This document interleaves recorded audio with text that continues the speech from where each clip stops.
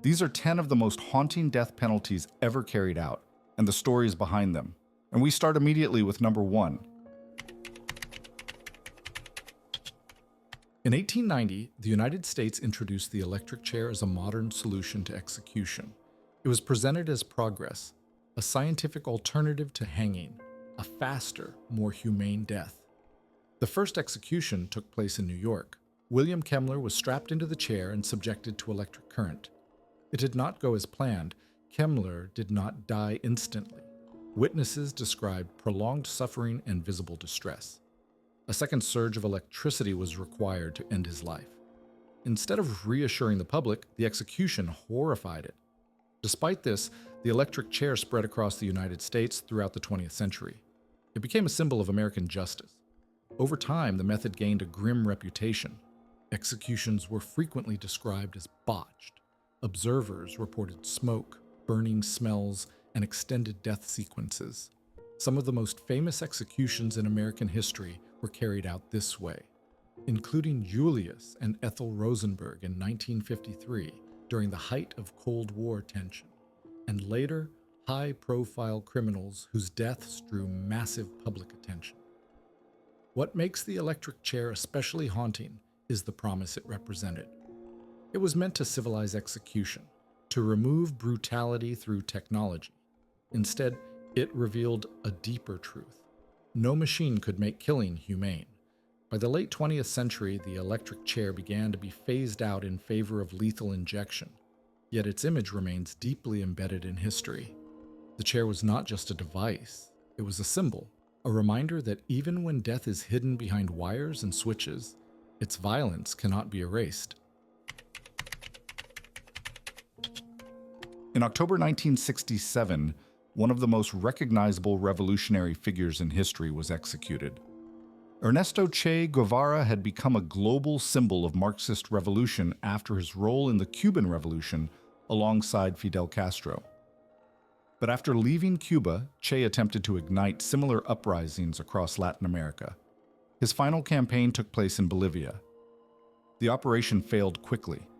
Lack of local support, constant pursuit, betrayal. On October 8, 1967, Che was captured by Bolivian forces in the jungle.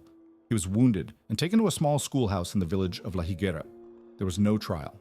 The following day, October 9th, orders were given for his execution. Che reportedly told his executioner to remain calm and fire. He was killed by gunshots. Afterward, his body was displayed publicly to prove he was dead. His hands were severed for identification. His remains were buried in an unmarked grave. The goal was to erase him. Instead, his execution achieved the opposite.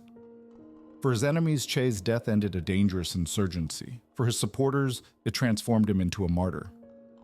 What makes Che Guevara's execution especially haunting is its symbolism. It was not just the killing of a man. It was the attempted destruction of an idea. Yet decades later, his image remains everywhere, on walls, on flags, on clothing. The execution silenced his voice, but it ensured his legacy would never disappear. In France, the guillotine remained an official method of execution until 1977. Capital punishment itself was not abolished until 1981, yet its most symbolic victim remains a king. In January 1793, Louis XVI, once the absolute monarch of France, stood condemned by the revolutionary government. The French Revolution had transformed the nation, turning centuries of monarchy into an enemy of the people. After his arrest and trial, Louis XVI was convicted of treason against the state. The verdict was final. The execution would be public. On January 21, 1793, he was taken to the Place de la Révolution in Paris. Waiting for him was the guillotine. Introduced as a modern and equal method of execution, the guillotine was designed to deliver a swift death regardless of status, king or commoner, noble or peasant. Louis attempted to address the crowd, declaring his innocence and urging calm. His words were drowned out by drums. Moments later, the blade fell. With that single act, France did not just execute a man, it executed the monarchy itself. The guillotine soon became the defining symbol of the Reign of Terror. Thousands would follow Louis XVI to the scaffold in the years that followed. What makes this execution especially haunting is its legacy. The same blade that ended a king's life remained in use for nearly 2 centuries. Its final execution took place in 1977, and only 4 years later, in 1981, France abolished the death penalty entirely. The guillotine began as a symbol of revolutionary justice. It ended as a reminder of how long a society can accept violence in the name of equality. In July 1918, an entire royal family was executed in the middle of the night. Tsar Nicholas II had ruled Russia for more than 2 decades before the Russian Revolution forced his abdication in 1917. The monarchy collapsed, and the Romanov dynasty, which had ruled for over 300 years, came to an abrupt end. Nicholas, his wife Alexandra, their 5 children, and loyal servants were placed under guard by the new Bolshevik regime. They were moved from location to location, officially for their safety. In reality, a decision had already been made. In the early hours of July 17, 1918, the family was awakened and told they were being relocated. They were led into a basement in Yekaterinburg. Without warning, guards opened fire. The room descended into chaos. Gunshots echoed. Smoke filled the air. Some bullets failed to penetrate immediately, deflected by jewels sewn into the daughter's clothing. The violence continued until every member of the family and their attendants lay dead. Their bodies were removed and buried in unmarked graves. The executions were kept secret. When news eventually spread, the world reacted with shock. The Romanovs had not been exiled. They had been erased. What makes this execution especially haunting is its finality. It was not a trial, not a public spectacle, not even an announcement. It was a calculated act meant to eliminate a symbol forever. For decades, rumors persisted that one or more of the children had survived. Hope lingered. Only in the late 20th century did forensic evidence confirm the truth. The execution of the Romanov family marked the violent end of Imperial Russia and the beginning of a new era built on fear, secrecy, and force. In 1692, fear took control of an entire community. In Salem, Massachusetts, accusations of witchcraft spread rapidly through a deeply religious society already shaped by paranoia and rigid beliefs. What began as suspicion quickly escalated into a legal nightmare. More than 200 people were accused. The crime was witchcraft. The punishment was death. Trials were swift and deeply flawed. Evidence relied on fear, rumor, and claims that could not be proven or disproven. Spectral testimony, the belief that unseen forces caused harm, was accepted as fact. The accused faced impossible choices: confess and live in disgrace, or maintain innocence and face execution. Between 1692 and 1693, 19 people were hanged on Gallows Hill. Another man, Giles Corey, refused to enter a plea. For that, he was pressed to death beneath heavy stones. Executions became public events. Crowds gathered. Fear turned into spectacle. Many of the accused spent months imprisoned in harsh conditions before their deaths. Families were torn apart. Communities turned on themselves. What makes the Salem executions especially haunting is their cause. There was no enemy army, no rebellion, no crime in the modern sense. There was only fear. Years later, the trials were acknowledged as a grave injustice. Some convictions were overturned. Apologies were issued, but the damage had already been done. The Salem witch trials remain a lasting warning. When fear replaces reason, entire societies can justify cruelty in the name of righteousness. In 1587, England executed a queen. Mary Stuart, Queen of Scots, had spent nearly 19 years imprisoned after seeking refuge in England. She was a rival claimant to the English throne and a constant source of political tension for Queen Elizabeth I. Over time, multiple plots emerged in her name. Whether Mary directly supported them remains debated. What mattered was perception. In February 1587, Mary was convicted of treason. Queen Elizabeth I signed the death warrant, a decision that would haunt her reign. Mary's execution took place at Fotheringhay Castle. It was meant to be formal, controlled, legitimate. It was not. Dressed in crimson, a color associated with martyrdom, Mary approached the scaffold calmly. She prayed, and she prepared herself. The executioner raised the axe. The first strike failed. It struck the back of her head instead of her neck. A second blow was required. Witnesses were left stunned. Mary's death sent shockwaves across Europe. Catholic nations viewed her as a martyr. Protestant England faced international outrage. What makes Mary's execution especially haunting is its contrast. A queen, a public spectacle, a violent end meant to be orderly. Her death was not only the fall of a monarch, it was a turning point. A reminder that power, once lost, offers no protection. In May 1536, England executed its queen.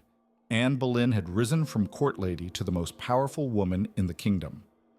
Her marriage to King Henry VIII had reshaped England, triggering the break from the Catholic Church and altering the nation's future. But power in Tudor England was unstable. When Anne failed to produce a male heir, her position weakened quickly. Political alliances shifted. Favor disappeared.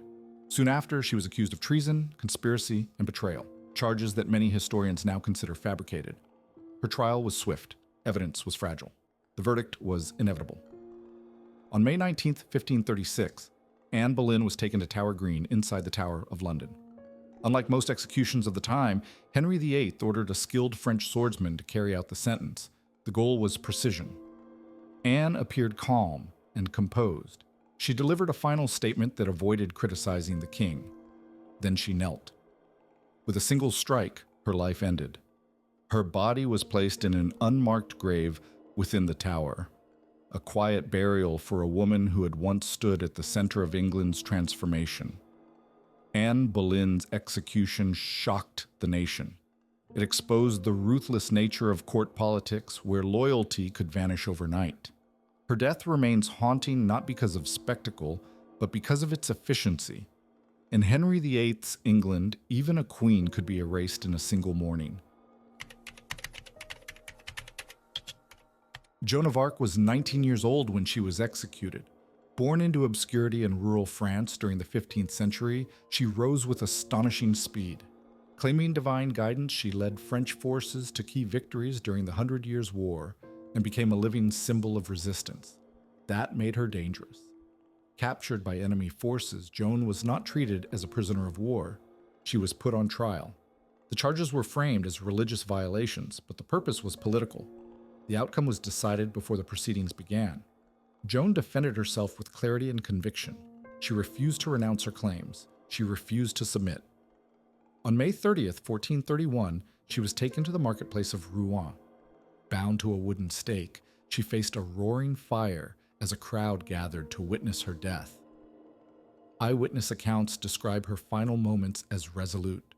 Her voice carried above the flames. Her faith remained unbroken. When the fire died down, her remains were reduced to ashes. They were scattered into the river to prevent any relics from being kept. The execution was meant to erase her influence. It failed. Years later, the trial was declared invalid. Centuries later, Joan of Arc was canonized as a saint. Her death became one of history's most haunting examples of injustice carried out in the name of authority. An execution designed to silence a symbol that instead ensured she would never be forgotten. In the 15th century, execution became a weapon of terror. Vlad III, ruler of Wallachia, governed a region caught between powerful enemies, including the Ottoman Empire. To maintain control, he relied on fear more than diplomacy. His preferred method was impalement. Victims were placed on wooden stakes and left to die slowly in public view. The bodies were displayed along roads, outside cities, and across open fields. Contemporary accounts describe entire landscapes filled with impaled corpses, forests of bodies, scenes meant to shock anyone who approached. These executions were not hidden. They were deliberate displays. Vlad used them to send a message to enemies, to rivals, to his own people. Disobedience would not be tolerated. Tens of thousands are believed to have died under his rule. Not all were enemy soldiers. Some were nobles. Some were peasants. Some were accused of betrayal. What makes Vlad's executions especially haunting is their intent. They were not simply punishment. They were psychological warfare. Fear was the tool. Death was the message. Though some later viewed Vlad as a defender of his land, his cruelty became legendary across Europe. Centuries later, his reputation inspired Bram Stoker's fictional character, Count Dracula.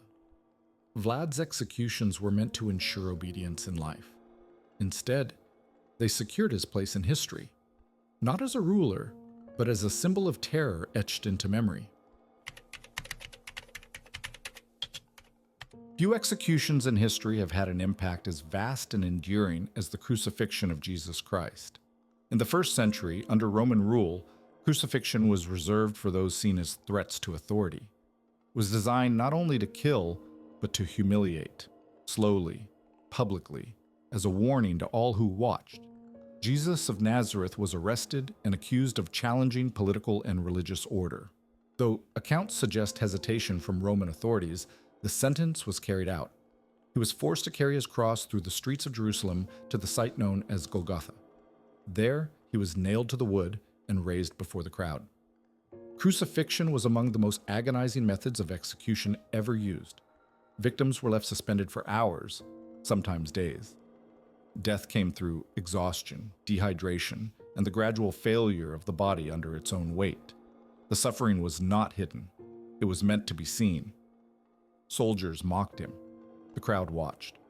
His final moments unfolded as part of a public spectacle. What makes this execution especially haunting is not only the brutality of the method, but its aftermath. The crucifixion did not erase Jesus' influence. It amplified it. What had been intended as a display of Roman power became the foundation of a global faith. The cross, once a tool of terror, transformed into a symbol of sacrifice and redemption. For billions, it represents hope. For historians, it stands as one of the most infamous state-sanctioned executions ever carried out. The crucifixion of Jesus Christ remains a powerful reminder of how punishment, when used to silence ideas, can instead immortalize them. These executions still echo through history. If there are other death penalties or cases you think deserve to be explored, leave them in the comments. If this video helped you understand the darker side of history, leave a like. And if you want more real cases, real mysteries, and forgotten stories, subscribe to the channel. There are still many files left in the dark.